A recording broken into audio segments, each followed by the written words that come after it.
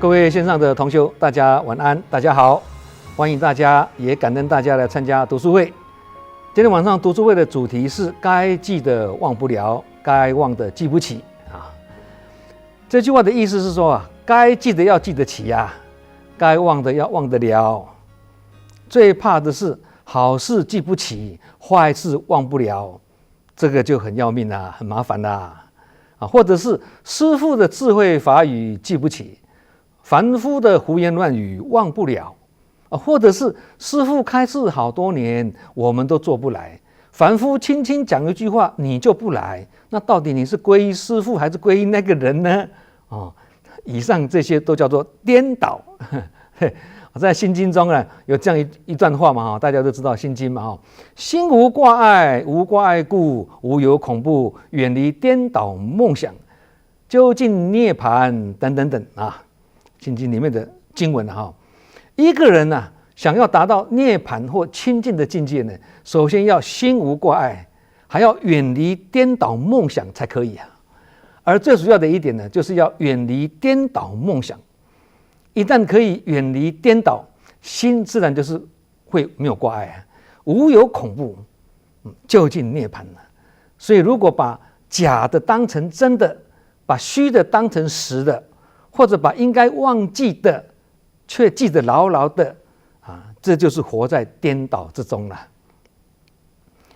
记忆力好，原本是好事一桩啊，但如果所记的都不是好事啊，或把记得的好事拿来自我陶醉，那这个就会变成我执，这样也是不好。其实老实讲哦，人生没有什么事呢，重要到必须永志不忘而牢记心中了，没有这种事情的啦。然而有些人呢，不但将不愉快的事牢记心头啊，还一直在复制啊，本来是一个苦变成两个苦，本来一个烦恼变成两个烦恼。本来是种一支痛苦的箭，或者烦恼的箭，后来再种第二支箭，最后呢，苦上加苦啊，好像万箭穿心呐啊！在这样的情况下呢，生活要清安就很难的啦。有人会说，他的记忆力很不好，这个不要担心啊，这个还要看呢是什么事记不起来，对坏事记不起也是好事一桩啦。但是对身心灵有益的也记不起，那这个就有点麻烦了，对不对？有人说呢，他的记忆力很好啊，这个就要看他是记些什么啊。对不好的事情记忆力很好，这个就很不好啊。对好的事情记忆力很好，那这个还好啊。为什么讲还好，不是很好啊？因为万一执着的话就很不好啊，对。好事执着也是不好啊，所以最好的记忆力不是头脑，而是笔记簿跟电脑啊。像我们现在在直播啊，如果要内容丰富，就要言之有物啊。而要言之有物，就要随时用心听法闻法啊，并引经据典，勤做笔记啊。400多万的字放在我的电脑里面呢。你不靠电脑来记的，靠人脑啊，靠不住啊！不但靠电脑储存了，还要有备份，怕万一电脑出问题，对30年来，如果不是说勤做笔记啊，就无法做到今天啊，到现在120多集的直播啦。所以师父用科技讲经说法，我们也要用科技的行经用法，这样才能与时俱进，推陈出新啊，才不会被时代的潮流呢淘汰。人的记忆力有限，所以要用有限的记忆力啊，去记绝对不能忘记的事情啊，更不要用很好的记忆力去记那些没有营养的东西的。对身心灵没有帮助的东西，就是没有营养了因此，最好的记忆力不是什么都记，而是该记的忘不了，该忘的记不起啊。这就是取舍的智慧了。同理，什么事要提起，什么事要放下，什么事要牢记心头，什么事要放诸水流要对号入座，还是要对镜无心？要广结善缘，还是要到处攀缘啊？要了生脱死，还是要醉生梦死啊？要欢天喜地，还是要哀天怨地啊？要风风雨雨，还是春风化雨？要步步生莲，还是步步空虚？要痛快痛快，还是要痛苦痛苦？等等，这些都是一念之间的取舍啦。啊，虽然转个念头是几秒钟啊，但是要做足准备，要几年功啊。同样的道理，一件事情要该记的忘不了，还是要该记的记不起，或要该忘的记不起，还是该忘的忘不了。这些在佛法上都叫做镜像取舍啦。哦，菩萨不但可以眼观四方，耳听八方，但他也同时可以视而不见哦，听而不闻哦，可见可不见，可闻可不闻啊，有所为有所不为，这个就是镜像取舍的智慧啊。所以镜像取舍也是很重要哦。有一句古话说啊，观其善不观其恶，取其法不取其恶。他告诉我什么？是非善恶，或者要牢记或淡忘，都是属于镜像。学佛就是要学习镜像取舍，做得到叫做分别智啊。我们举例来说，大家听得更懂。就好像说，破布袋装着宝物啊，我们绝不会因为说装着宝物的这个袋子是破旧的，而不去取里面的宝物嘛，是不是这样子啊？也好比是在深夜里面呢，大家正在迷路，而一位习气深重的、经常犯错的人呢，这个时候拿着一把火，要带领大家走出去。我们绝不会因为说，哎，这个人过去人格有瑕疵啦，习气很深重了，而不跟他走。大家应该不会这样子做了，而且很感恩他，对，在关键时刻他出现了，救我们一命，带我们出去啊。这样一讲，大家就很明白了嘛。啊，意思是说，善知识有很多的智慧，他即使有过失，我们还是要观其善不观其恶，取其法不取其恶，以法为最高指导原则，依法不依人。这个在我们生活中也是非常的重要的智慧。同样的道理的给猴子一根香蕉跟一条金条了，猴子会选择香蕉，因为猴子不知道金条可以买1000万条的香蕉。给一个人一条金条跟智慧，大多数的人会选择金条，因为他不知道智慧可以买1000万条的金条了。所以在纷乱的人世境界中啊，能够做到清楚取舍跟理智判断，这就是一种生活的智慧。这个非有心如止水不可，因为平静的水才会让人看清池底的景色，水波荡漾就看不清的啦。因此才说心清自明，每天都是清明节啦；心不清自不明，每天都是无明呐。无明就看不到光明嘛。一个人如果心不清自不明啊，就很容易不断的在回忆过去或担心未来，不清不楚，这样就是身心灵不契合，生活就不会有喜悦，因为一直活在过去或担心未来。那如何才是契合呢？就是将有益心灵的牢记心头，将无益心灵的放诸水流，或者是宁愿记不起，不要忘不了啊。做得到，这样就是身心灵很契合啦。刚刚讲宁愿记不起，不要忘不了，对不对？这个宁愿记不起的意思就是说，好事记不起，就不会陶醉在过去或执着于过去。那坏事记不起，那更是好事一桩嘛。好，那不要忘不了的意思就是说，要把它忘记了。跟身心灵无关的东西就把它忘记，但是跟身心灵有关的事情就要忘不了。该记的就要牢牢记住，该忘的就要彻底忘记，清楚取舍。所以才说，心的清净并非心中没有杂念，而是懂得清楚取舍。心中一定有杂念的，啊，但是我们把不好的丢掉，好的留下来。我们只能做这样子，心中不可能没有杂念的啊。所以他说不怕念起，只怕觉迟嘛，就这意思嘛。所以要做到宁愿记不起，跟不要忘不了，也是不简单的功夫哦。啊，有一句话说，人可以记忆，但不要回忆。这句话没有深入去体会，你会质疑哦。那记忆跟回忆有什么差吗？两个有差别的。啊，这句话很有道理。不过这句话要好好解释一下哦，否则会造成误解。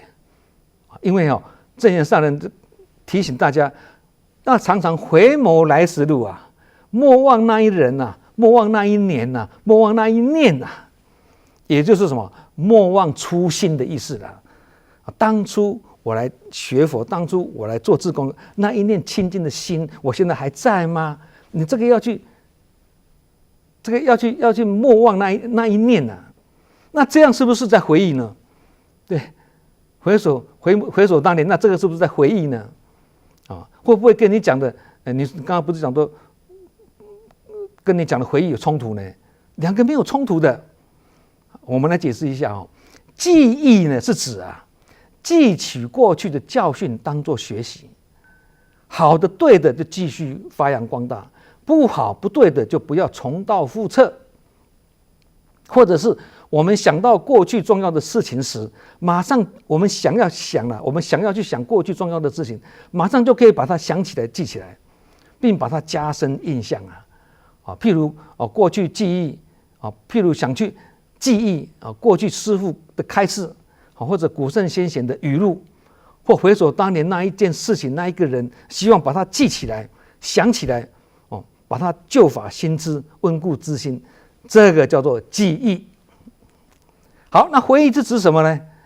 一直老想着过去，怀念着过去，不管是陶醉在过去的如意事，或后悔在过去的伤心事，或计较自己跟别人的过去，这些就叫做活在过去，而不是活在当下。这个叫做回忆两个不一样嘛，一听得出来了简单讲呢，已经过去的事，我们可以拿来检讨跟改进，但不要拿来执着跟计较。所以记忆跟回忆有微细的区别，分寸也要拿捏得好。其实人是越老越爱回忆的，刚刚不是讲都不要回忆吗？对，可以记忆不要回忆嘛。人是越老越爱回忆，坐着就想睡，躺着又睡不着，很爱讲过去，讲过就忘记，说他好话吗？他记不起，讲他几句呢？他忘不了。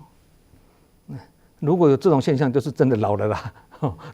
所以人老心不可以老了学佛有一个法门叫做观想或观照，观想也好，观照也好，不是要我们去回忆一件事情，而是去思考或记忆一个可以引起我们恬安淡泊的对象，来帮助我们获得心灵上的平静跟喜悦。这句话强调的是记忆，而不是回忆这个叫做观照法门。再举个例子，大家一听就更懂我们常常都要举例子来讲，大家比较容易懂了观想或观照，我们这个色身，慢慢的呢，一定会从老、病到死，到最后变成一个尸体，而死尸最后将会变成一具骷髅。慢慢的骨头一一离散了，直到化为尘土最后一场空了。这种观想的法门，对于去除我执我见及去除对色身对这个身体的执着呢，有很大的帮助。这个拿死尸的不净相，就是观身不净的意思来观想或观照呢，叫做不净观不过刚刚讲的说那个死尸最后变成骷髅嘛，现在大家都没有用埋葬的，现在都用火化的啦，对不对？到最后呢，化成一堆灰骨灰而已嘛，对。那这个是讲到观想跟观照，顺便提一下以前我们有举过一个例子提醒大家要活在当下。今晚虽然是不同的主题但是这个例子也是很值得我们再拿来印证用在不同的例子上面用在不同的主题上面如果你有10岁、20岁、30岁的相片，你试着把这些相片拿起来去照，对着镜子照，看看哪一个才是真正的你呀？是10岁的、20岁的、30岁的那个呢，还是正在照镜子的这个人呢？如果全部都是你的话，那么现在的你至少有上百人啊，甚至上千人啊，每一张相片都是你嘛，不是吗？但是真正的你应该是站在镜子前面的这个人，而不是相片。这个中间有一个事实啊，即使岁月不断的变化了只有当下才是真实的、实际的对过去已经发生的事情不做无谓的回忆跟计较，就是无悔；对未来还会发生的事情不做无谓的想象跟担心，这个是无忧。一个人如果一直在回忆过去、怀念过去，或者担心未来、烦恼未来，基本上这个人不能算是活着，因为他正在忙着回忆跟担心嘛，那不是生命。生命不是活在想象中跟回忆中而是必须实际体验也只有实际体验才能让生命充满意义而实际体验就发生在生命中的每一个当下，也就是现在。所以活在过去就不算是真正的活着，活在当下才是真正的活着。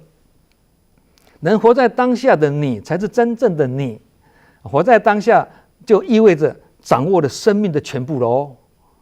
为什么？因为连接每一个当下才有可能成为永恒那我们现在提活在当下，这个跟我们今天晚的主题有什么关系有关系现在我们来详述。当你在活在当下的时候呢，就比较不会去胡思乱想了人不是想过去就是想未来，怎么可能想现在呢？只有说想过去是杂念，想未来是妄想，没有人说想现在我们的头脑无法想现在要怎么想？现在要怎么想？当下就已经是活生生的体验了，是现在进行式所以不必想。人会想是想过去跟想未来如果你现在是全然专注在现在此时此刻，专注在你目前所做的事情当中，你就不可能有多余的念头来胡思乱想或想其他事情的，不可能嘛，因为你专注在这件事情上面嘛。对，好，再举例来讲，大家更清楚。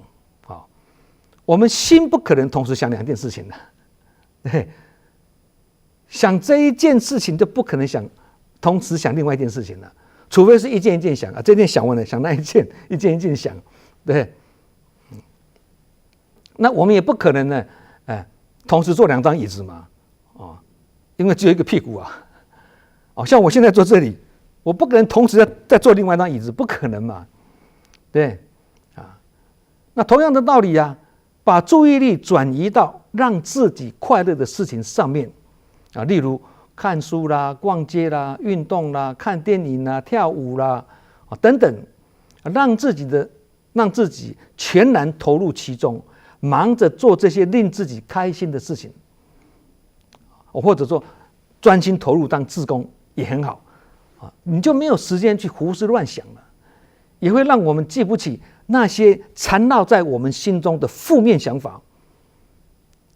刚刚讲嘛，你投注在那件事情上面，你就没办法专注另外的事情了这个叫做转移注意，佛家叫做转念那转念跟转境，我们在过去的读书会里面也分享了很多的了也举了很多例子来以示显理一般人在遇到问题的时候呢，常常会陷入苦思，也会误以为想久了就会想通。其实呢，心中一直反复思考或记忆那些不愉快的往事或者烦恼呢，这样会因为心念投入其中，只会把问题放大，越想就越烦恼，越想就越不通。心都不能通，路会怎么通？这种思考模式呢，在心理学上叫做反刍思考，很重要。意思是说，聚焦在自己的问题跟烦恼，就会一直纠缠在那些问题跟烦恼，跟他捆绑一起了，心着尽了啦，心跟境界沾染一起的意思啦。其实人是这样啊，当情绪低落的时候呢，会想到一些郁闷不乐的事情，越想心情就越郁卒，心情越郁卒啊，就会想到更多消极跟悲观的事情，就这样的恶性循环，而让自己沉溺在负面的情绪当中啊。这样子的反刍，刚刚讲反刍机制呢，一旦在我们的心中启动之后呢，就很难停下来。它会招兵买马，做大势力，占据我们的大脑，影响我们大脑对其他事情的思考，消耗我们的能量跟精力，减低我们解决事情的能力。这个时候会做出什么令人震惊的事情，就会令人防不胜防啊！因为他把负面的思维呢化为行动了，这个就很危险了。前一阵子啊，台湾有一位年轻的艺人呢，坠楼往生啊。在他坠楼之前呢，他的朋友还在门口跟他对话哦。一阵安静之后呢，朋友发现不对劲啊，怎么都没有声音，冲进去房间里面啊，来不及了，人已经跳下去了。朋友都已经在他的门口了，挡也挡不住，可见这种负面的念头是多么的强烈啊！佛法上叫做定业难转啊。日本有一位作家叫做陈毛真啊，他是日本前微软的总经理，他写了一本书叫做《社畜中年》啊，主要是教40-50岁的中年人呢如何摆脱人生失败的命运呢。里面提到呢，人过了中年之后啊，如果所有的事情都无法忘记，都忘不了，都记得牢牢的，那会是非常痛苦的事情啊。因为无论谁呢，都会有不愿再去想起的回忆，都会有不堪回首的记忆。所以他认为人是因为可以忘记才可以生存下来。这句话有很深的道理。夫妻相处之道也是一样啊，床头吵，床尾就要和啊。如果一直在记忆对方的过错或者缺失啊，或者他的缺点呢，那就是荒芜的土地啊，长不出好的作物；纷乱的心田开不出智慧的花朵。不是指对方哦，是指自己哦。结果越看越不顺眼了，甚至要忍耐一下才看得下去啊，这个叫做耐看啊。所以呢，因为可以忘记，所以才可以生存。这句话大家要把它记起来，不只对自己的家人呐，对我们身边任何人都管用。有一首歌大家都听过了，老歌了，往事只能回味了。这首歌拿来唱唱就好了，千万不要把它真拿来回味了。回味就是回忆嘛。回忆虽然呢很重要，但忘记的能力是更重要啊！这就是该忘的要记不起嘛。那《社畜中年》这本书主要是在教中年人如何避免过悲惨的老年生活，预先防范的意思了。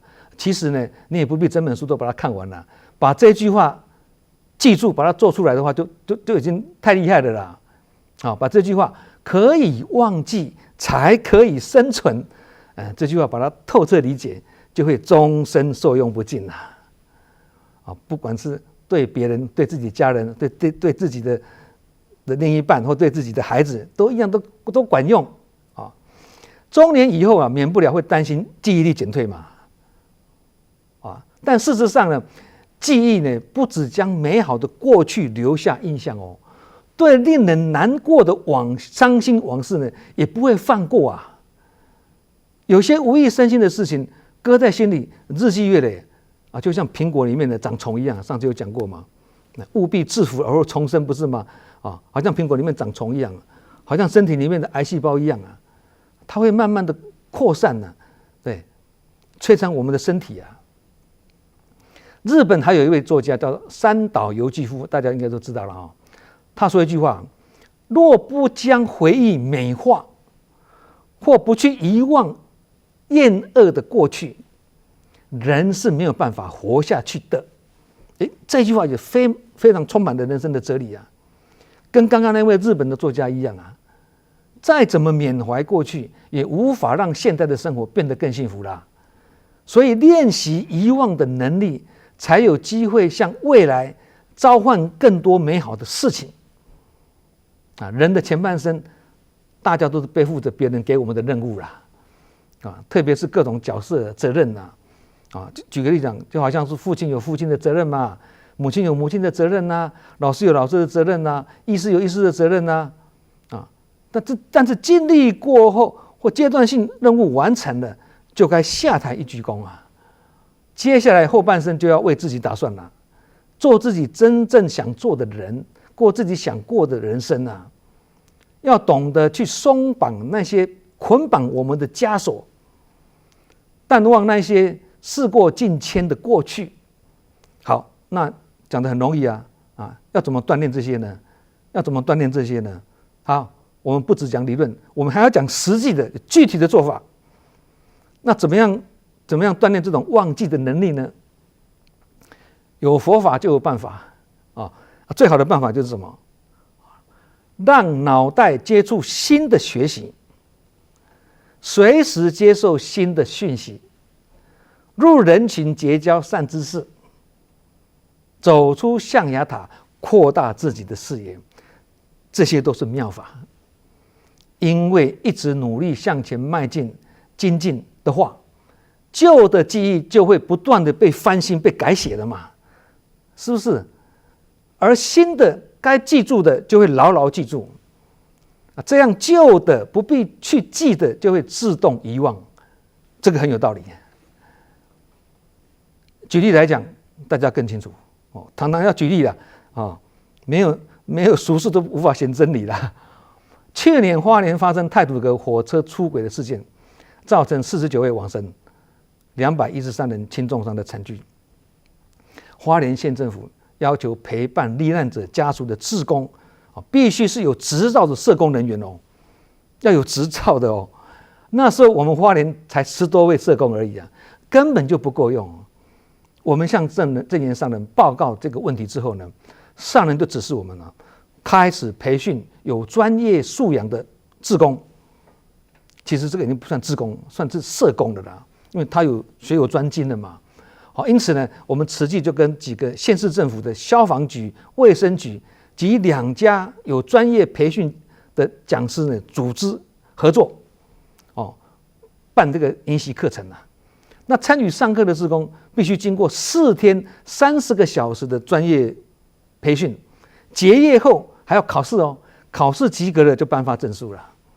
而这样子的专业志工，我们把它取名叫做关怀士啊，这个是全球唯一的啦哈，我们取名为关怀士。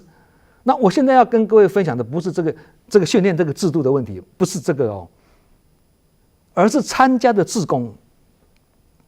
全台湾有1800多位慈济志工啊，报名来上课啊，平均年龄是65岁啊，里面很多已经是阿公阿嬷啊。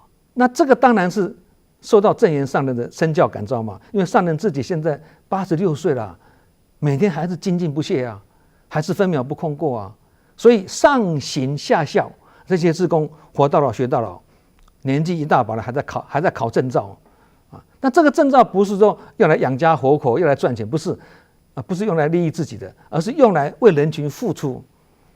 这些志工就是刚刚我们前面讲的，让脑袋接受新的学习啊，随时接受新的讯息，以及生命活得有价值有意义。所以他们一方面要专注在新的学习上面，也要记住所学重要的东西呀。他们必须专注在当下，所以脑袋已经没有空间去存放过去那些应该忘记的东西了。这样就容易遗忘往事嘛。这个就是前面讲的忘记的能力的道理了。这个是一个方便的法。一旦我们能够培养出这种忘记的能力，也就是能够遗忘往事，那这种把往事忘光光的道理呢，其实就是佛法所说的诸法皆空啦，这个道理啦，也就是《金刚经》所讲的一切有为法如梦幻泡影的道理啊。所以我们就是以事显理的，这样讲就是以事显理。然而这也不是一味的强调说一切要忘光光还是有需要牢记在心，不能遗忘的事情叫做什么？唯有业随身呐。这个不但不能遗忘，还要永生难忘啊！这个过程就是什么？这整个过程就是该记得忘不了，该忘的记不起很爱回忆过去，不能绝对的说不对或不好，不能绝对。好事记得起，没有什么不对。不过我们可以问自己2点：你很爱记住那就记住。第一个，记住这件事会让我健康吗？第二，记住这件事会让我快乐吗？如果答案是不会健康、不会快乐，那就不要去记它嘛。这个时候就要学习什么？断舍离呀！断舍离就是什么？断绝以好意为名的束缚，舍去对过往回忆的执着，离弃为他人而活的人生。断舍离。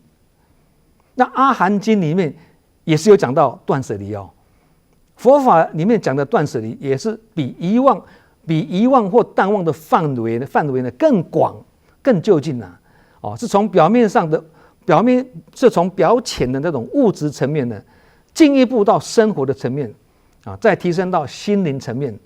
也就是说，从物质的断舍离呢治标，到心灵的断舍离的治本，进而去真正的除断烦恼，得到身心的清净安乐该记的记不起来是一种烦恼，该忘的忘不了也是一种烦恼。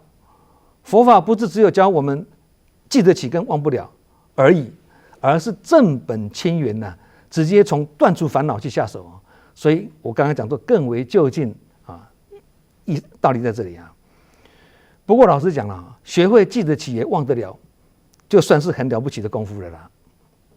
有一天呢，我跟几位志工一起去访视去医院探望一位罹患骨癌的照顾户当我们在病房里找到这位年近半百的照顾的时候，在关怀他的时候，旁边隔床有一位也差不多50多岁的病人呢，嚎啕大哭那基于一份关心呢，我就趋前就问他嘛，言谈间呢才知道说他是因长期的应酬饮酒过度而导致肾衰竭，正在等待换肾或者洗肾那这位先生呢，边啜泣，就看我来了，他就边啜泣边主动就递了一张名片给我。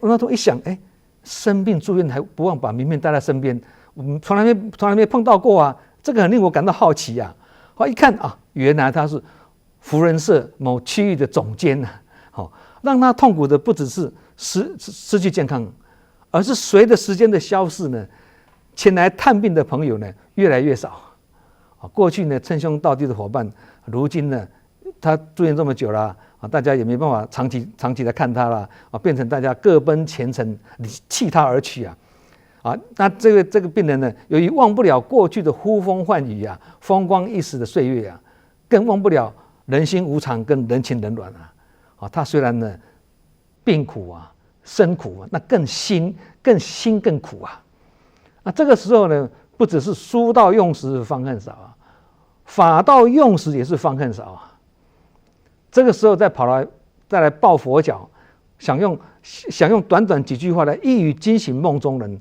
谈何容易因为他也不是慈济的照顾户所以那一次见面之后呢，我们就没有再见面了那也有一个慈济照顾户的个案年近80的父亲呢是眼盲，2眼都盲的那长子呢是智障，次子呢哑巴，唯一没有残缺的是70多岁的母亲负责操持家务那由于这位母亲呢长期抑郁寡欢呢，生在这种家庭里面嘛，加上积劳成疾呢，导致呢体弱多病那慈济志工每个月定期去居家关怀嘛，每次都要倾听这位母亲呢千篇一律的倒背如流的什么的发牢骚，回首当年所以他屡次当先生跟我们志工面前呢，提起先生年轻时如何花心，并追问先生几十年前的那一笔钱你拿去哪里？记得很清楚，那一笔钱还记得很清楚。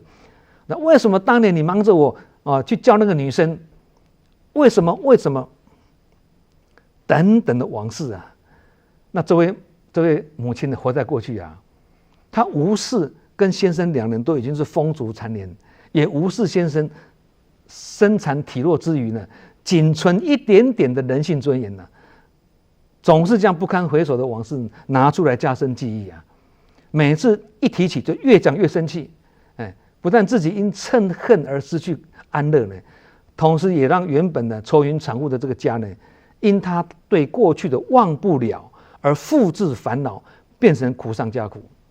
后来这个老先生往生后呢，我们安排母子三人去住老人院了。很多人活在过去，经常用最好的记忆力去回忆最令人伤感的往事，造成呢坐着吃不下，躺着睡不着，好事记不起，坏事忘不了，变成苦难的众生。生命中应该时时牢记在心的事情很多，应该要淡忘的事情也是更多。如果我们很难决定哪些事情要先忘记，那可以尝试下面几件事情呢，开始淡忘起啦。第一个，被人家欠的钱纠结在心上，好像也要不回来，那就把它忘了吧。因为以因果观来讲啊，这辈子人家欠你钱，代表上辈子你也是欠人家钱没还啦。好，第二个，被别人冤枉、误解跟伤害，却等不到对方的道歉，算了啦，把它忘了吧。上次不是讲嘛，被冤枉就淡忘嘛，被误解就善解嘛。上次有讲过这个主题嘛，对。好，第三个，自己不小心犯错，害别人伤心难过，但是要道歉已经来不及了，或者没有那个机会，没有那个因缘啦，那也不要自责不已啦，那就饶了自己，把它忘了吧。以后如果有机会再解释啦啊。但是最怕就是人已经往生了，你解释的机会都没有了啊。对，我的人生最大的惩罚就是后悔啊，在这里嘛。好，第四个，努力过后，但结果不能尽如人意，那就尽其在我之后，就顺其自然吧，把它忘了吧。那第五个，有职务的头衔而有特权，因此人家对你呢毕恭毕敬啊。当你退休或退位之后呢，失去这些职务的头衔的时候呢，就不要再期待受到相同的待遇了啦。这个也是要事过境迁，就把它忘了吧。以上这些如果都做得到，那就是千山我独行，不必相送的潇洒人生啊。那如果做不到，那日子就会过得哀天怨地而怀疑人生啊。好，在向各位道晚安之前呢，我们一起来听费玉清唱的晚安曲。大家注意里面的歌词哦，歌词里面有一句：值得怀念的，请你珍藏；应该忘记的，不再留恋了。这也就是该记得忘不了，该忘的记不起的意境。好，我们今天晚上读书会就分享到这里，感恩各位的聆听，祝福各位福慧双修，法喜充满。我们下周同一时间再见。让我们互道一声晚安，送走这匆匆的一天，值得怀念的，请你珍藏；应该忘记的，莫再留恋。让我们互道一声晚安，迎接那崭新的明天，把握那美好的前程，珍惜你锦绣的人生。愿你走进甜甜梦，